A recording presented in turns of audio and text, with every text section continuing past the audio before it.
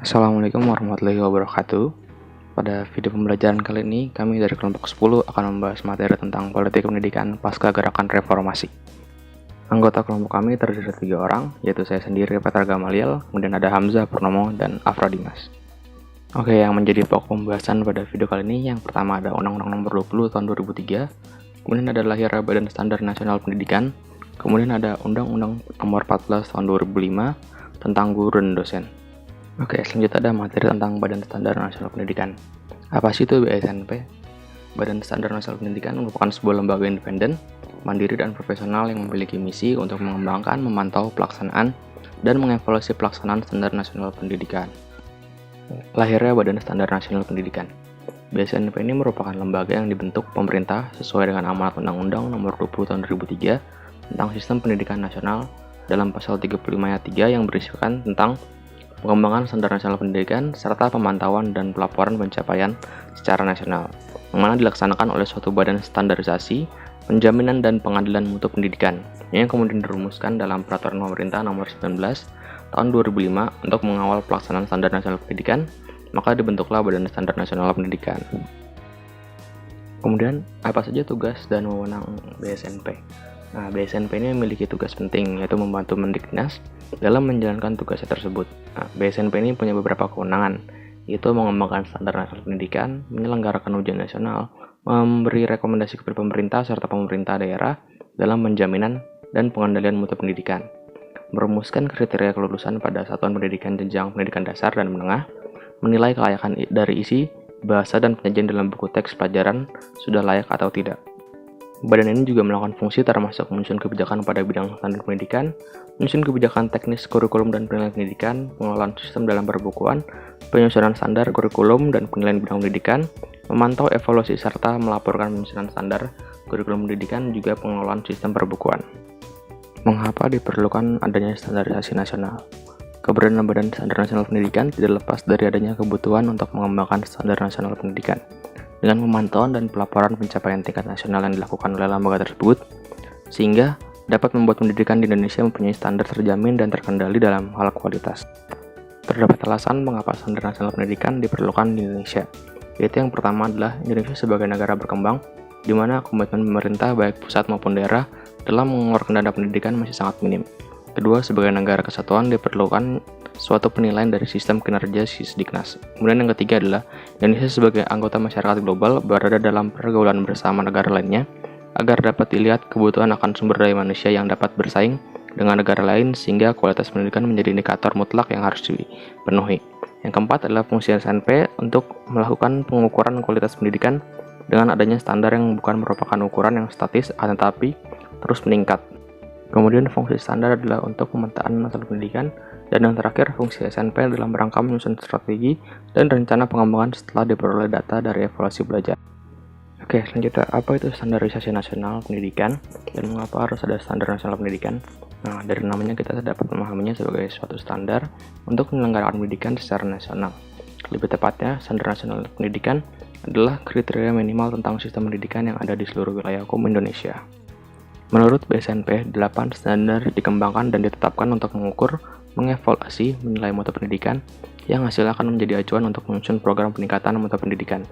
Mengingat kondisi pendidikan Indonesia yang sangat beragam, SNP dipastikan bukan untuk penyeragaman, tetapi justru untuk mengakomodir keberagaman, agar pendidikan tetap dalam standar mutu pendidikan, sehingga setiap satuan pendidikan memiliki kesempatan yang sama dalam mendapatkan pendidikan yang bermutu.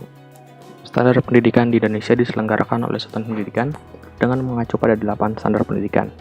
Nah, yang pertama di sini ada standar kompetensi lulusan. Standar kompetensi lulusan ini merupakan kualifikasi kemampuan lulusan yang berkaitan dengan sikap, pengetahuan, dan keterampilan, yang mengacu pada sumber daya manusia yang seperti apa yang diharapkan setelah mengikuti pendidikan sesuai dengan tujuan pendidikan nasional. Standar kompetensi lulusan pada dimensi sikap ialah peserta didik yang memiliki perilaku yang mencerminkan sikap beriman dan bertakwa kepada Tuhan Yang Maha Esa, berkarakter, jujur dan peduli, bertanggung jawab, pembelajar sejati sepanjang hayat, dan sehat jasmani dan rohani. Kemudian standar kompetensi lulusan kedua adalah dimensi pengetahuan. Pada dimensi pengetahuan, setiap tingkat berbeda pada tingkat teknis dan turunannya. Nah, uraian standar kompetensi lulusan pada dimensi pengetahuan ini adalah lulusan yang harus memiliki pengetahuan faktual, konseptual, prosedural, dan metakognitif. Pada tingkat teknis spesifik detail dan kompleks berkenaan dengan ilmu pengetahuan, teknologi, seni, budaya, dan humaniora. Mampu mengaitkan pengetahuan di atas dalam diri sendiri, keluarga, sekolah, masyarakat, dan lingkungan alam sekitar, bangsa negara, serta kawasan regional dan internasional. Kemudian yang di dimensi ketiga ada dimensi keterampilan, di mana pada dimensi ini lulusan harus memiliki keterampilan berpikir dan bertindak kreatif, produktif, kritis, mandiri, kolaboratif, dan komunikatif. Yang kedua adalah standar isi. Standar isi ini merupakan kriteria mengenai ruang lingkup materi dan tingkat kompetensi untuk mencapai kompetensi lulusan pada jenjang dan jenis pendidikan tertentu. Standar isi dikembangkan untuk menentukan kriteria ruang lingkup dan tingkat kompetensi yang sesuai dengan kompetensi lulusan yang dirumuskan pada standar kompetensi lulusan, yakni sikap, pengetahuan, dan keterampilan. Standar isi memuat kerangka dasar dan struktur kurikulum, beban belajar, kurikulum tingkat satuan pendidikan, dan kalender pendidikan. Yang ketiga ada standar pendidik dan tenaga kependidikan. Standar pendidik dan tenaga pendidikan adalah kriteria mengenai pendidikan prajabatan dan kelayakan maupun mental serta pendidikan dalam jabatan. Nah, untuk menjadi pendidik dan tenaga kependidikan, seorang tidak hanya harus memiliki kualifikasi akademik saja, tetapi juga kompetensi yang mendukung serta sehat secara jasmani dan rohani. Yang keempat ada standar proses. Standar proses merupakan kriteria mengenai pelaksanaan pembelajaran pada satuan pendidikan untuk mencapai standar kompetensi lulusan. Ketentuan mengenai standar proses telah tertuang dalam Permendikbud nomor 22 tahun 2016 tentang standar proses pendidikan dasar dan menengah. Dalam standar proses dijelaskan bahwa proses pembelajaran pada satuan pendidikan diselenggarakan secara interaktif, inspiratif, menyenangkan, menantang, memotivasi peserta didik untuk berpartisipasi aktif, serta memberikan ruang yang cukup bagi kreativitas dan kemandirian sesuai dengan bakat, minat, dan perkembangan fisik serta psikologis peserta didik. Proses yang dimaksud dalam standar ini adalah proses pembelajaran yang dilaksanakan pada satuan pendidikan. Standar ini menjadi acuan dalam hal perencanaan, pelaksanaan, penilaian, serta pengawasan proses pembelajaran agar dapat menjadi efektif. Oke, yang kelima ada standar sarana dan prasarana. Standar sarana dan prasarana adalah standar nasional pendidikan yang berkaitan dengan kriteria minimal tentang ruang belajar, tempat berolahraga, tempat beribadah, perpustakaan, laboratorium, bengkel kerja, tempat bermain, tempat berkreasi, tempat berinteraksi, sumber belajar lain yang diperlukan untuk menunjang proses pembelajaran termasuk penggunaan teknologi informasi dan komunikasi. Oke, yang keenam adalah standar pembiayaan. Standar pembiayaan adalah kriteria mengenai komponen dan besaran biaya operasi satuan pendidikan yang berlaku selama 1 tahun. Standar pembiayaan terdiri atas biaya investasi, operasi, dan personal. Biaya investasi misalnya biaya penyelidikan sarana dan prasarana, biaya operasi misalnya biaya operasi pendidikan seperti air dan listrik, sementara biaya personal misalnya biaya pendidikan yang harus dikeluarkan peserta didik dalam mengikuti proses pembelajaran. Yang ketujuh ada standar pengelolaan. Standar pengelolaan adalah kriteria mengenai perencanaan, pelaksanaan, dan pengawasan kegiatan pendidikan pada tingkat satuan pendidikan, kabupaten, kota, provinsi, atau nasional, agar tercapai efisiensi dan efektivitas penyelenggaraan pendidikan. Pengaturan mengenai standar pengelolaan tertuang dalam Permendiknas nomor 19 tahun 2007 tentang standar pengelolaan pendidikan yang meliputi perencanaan program, pelaksanaan rencana kerja, pengawasan dan evaluasi, kepemimpinan sekolah, sistem informasi manajemen, serta penilaian khusus yaitu keberadaan sekolah yang pengelolanya tidak mengacu kepada SNP dapat memperoleh pengakuan pemerintah atas dasar rekomendasi BSNP. Dan yang ke-8 adalah standar penilaian. Pengaturan mengenai standar penilaian diatur dalam Permendikbud nomor 23 tahun 2016 tentang standar penilaian pendidikan. Dalam Permendikbud tersebut disebutkan bahwa penilaian pendidikan pada pendidikan dasar dan pendidikan menengah terdiri atas pertama, penilaian hasil belajar oleh pendidik yang bertujuan untuk memantau dan mengevaluasi proses, kemajuan belajar dan perbaikan hasil belajar peserta didik secara berkesinambungan. Yang kedua, penilaian hasil belajar oleh satuan pendidikan yang bertujuan untuk menilai pencapaian standar kompetensi lulusan untuk semua mata pelajaran dilakukan melalui ujian sekolah sebagai penentuan kelulusan dari satuan pendidikan. Lalu, apakah BSNP ini masih ada? Badan Standar Nasional Pendidikan atau BSNP secara resmi dibubarkan. Hal ini setelah keluar Permendikbudristek nomor 28 tahun 2001 tentang organisasi dan tata kerja, yang mana posisi BSNP ini digantikan oleh Badan Standar Kurikulum dan Asesmen Pendidikan atau BSKP sesuai dengan pasal 233 disebutkan bahwa Badan Standar Kurikulum dan Asesmen Pendidikan berada di bawah dan bertanggung jawab kepada Menteri dan dipimpin oleh Kepala Badan. Selain itu disebutkan juga pada pasal 234 bahwa Badan Standar Kurikulum dan Asesmen Pendidikan mempunyai tugas menyelenggarakan penyusunan standar kurikulum dan asesmen pendidikan serta pengelolaan sistem perbukuan. UU nomor 14 tahun 2005. Isi pokok UU nomor 14 tahun 2005. UU Nomor 14 Tahun 2005 adalah Undang-Undang Republik Indonesia Nomor 14 Tahun 2005 tentang guru dan dosen. Undang-undang ini merupakan landasan hukum untuk regulasi mengenai kesejahteraan, hak, dan kewajiban guru dan dosen di Indonesia. Berikut adalah beberapa poin penting dari UU Nomor 14 Tahun 2005. Yang pertama, guru dan dosen. UU ini mengatur tentang kedudukan, hak, dan kewajiban guru dan dosen di lingkungan pendidikan. Guru dan dosen dianggap sebagai profesi yang mulia dan strategis dalam pembangunan nasional. Kedudukan ini menekankan pentingnya peran mereka dalam membentuk generasi muda dan kontribusi mereka terhadap perkembangan ilmu pengetahuan dan teknologi. Selanjutnya, menyebutkan persyaratan dan kriteria untuk menjadi guru dan dosen. Persyaratan dan kriteria untuk menjadi guru dan dosen biasanya merujuk pada serangkaian ketentuan atau kualifikasi yang harus dipenuhi oleh seseorang untuk dapat menjabat sebagai guru dan dosen di lembaga pendidikan. Ini bertujuan untuk memastikan bahwa mereka yang mengajar memiliki kualifikasi dan kompetensi yang memadai. Yang kedua, pendidikan dan pengembangan profesi. Menetapkan pedoman untuk pengembangan dan peningkatan kualitas guru dan dosen melalui pendidikan dan pelatihan. Menetapkan pedoman untuk pengembangan dan peningkatan kualitas guru dan dosen melalui pendidikan dan pelatihan merujuk pada proses perumusan standar atau panduan yang mengarahkan upaya peningkatan kompetensi dan kualifikasi guru dan juga dosen melalui program pendidikan dan pelatihan. Tujuan utama dari pedoman ini adalah untuk meningkatkan profesionalisme, efektivitas, dan kualitas pengajaran serta penelitian dalam konteks pendidikan. Selanjutnya, menjelaskan sertifikasi guru sebagai upaya untuk meningkatkan kompetensi profesional. Sertifikasi guru adalah proses resmi atau pengakuan formal yang diberikan kepada seorang guru setelah memenuhi sejumlah kriteria atau standar tertentu yang ditetapkan oleh lembaga atau otoritas yang berwenang. Tujuan utama dari sertifikasi guru adalah untuk meningkatkan kompetensi profesional dan kualitas pengajaran.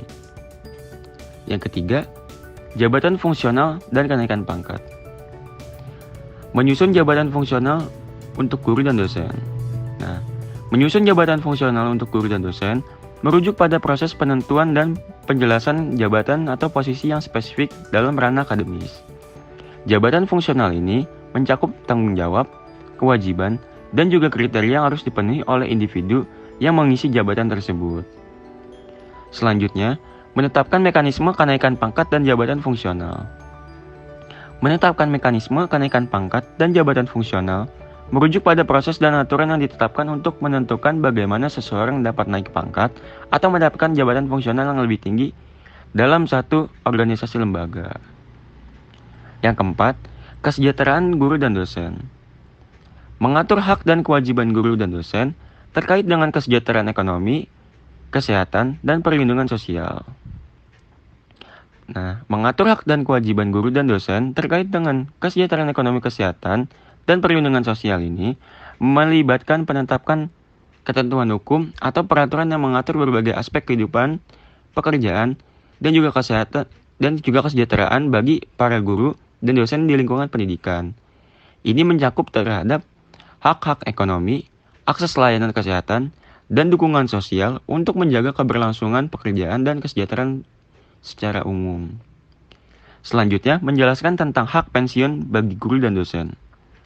Hak pensiun bagi guru dan dosen merujuk pada hak mereka untuk menerima tunjangan atau penghasilan setelah memasuki masa pensiun. Sistem pensiun dirancang untuk memberikan jaminan keamanan keuangan pada masa pensiun, memungkinkan guru dan dosen menikmati masa pensiun mereka dengan layak setelah bertahun-tahun berdedikasi dalam berkarir pendidikan. Yang kelima, hak dan kewajiban guru dan dosen.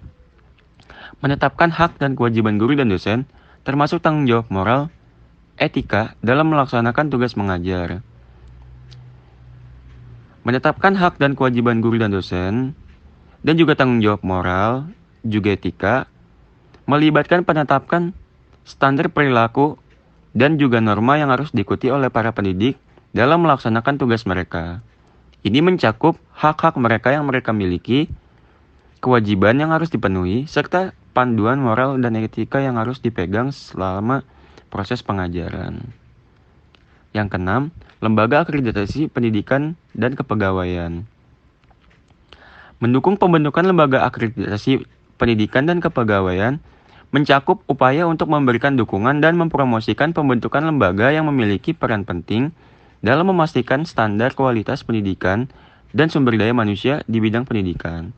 Lembaga akreditasi ini biasanya bertugas untuk mengevaluasi dan memberikan sertifikasi terhadap institusi pendidikan dan profesional di bidang pendidikan. Yang ketujuh, sanksi dan penyelesaian sengketa. Menyediakan sanksi bagi pelanggaran terhadap aturan dan ketentuan yang diatur dalam undang-undang ini berarti bahwa suatu perundang-undangan menetapkan konsekuensi atau hukuman yang diberikan kepada pihak-pihak yang melanggar ketentuan yang ada dalam undang-undang tersebut. Tujuan dari menyediakannya sanksi ini adalah untuk mendorong kepatuhan terhadap undang-undang, memberikan efek jera, serta menjaga dan menegakkan norma-norma yang diatur dalam peraturan hukum. Selanjutnya, menyusun mekanisme penyelesaian sengketa yang melibatkan guru dan dosen, merujuk pada membentukkan suatu sistem atau prosedur resmi yang dapat digunakan untuk menyelesaikan sengketa atau konflik yang muncul di antara guru, dosen, dan lembaga pendidikan. Mekanisme penyelesaian sengketa ini bertujuan untuk memberikan cara yang efektif, adil, terstruktur, untuk menangani perbedaan pendapat atau masalah antara pihak-pihak yang terlibat. Profesionalitas guru dan dosen secara normatif sangat ditonjolkan dalam undang-undang ini. Hal ini terlihat dari undang-undang yang menonjolkan untuk menuntut guru dan dosen supaya bisa merencanakan pembelajaran secara sistematis dan bermutu tinggi, membimbing dan melatih peserta didik, dan melaksanakan tugas tambahan lainnya yang berkaitan dengan sistem pendidikan. Bukan hanya mengajar di kelas saja, tetapi apakah telah sesuai dengan anggaran yang diajukan dalam APBN dan APBD untuk menciptakan profesionalitas profesi ini. Jangan sampai keprofesionalitasan kerja ini dituangkan dalam bentuk beban kerja yang tidak sesuai dengan kompensasi yang diterima oleh guru dan dosen.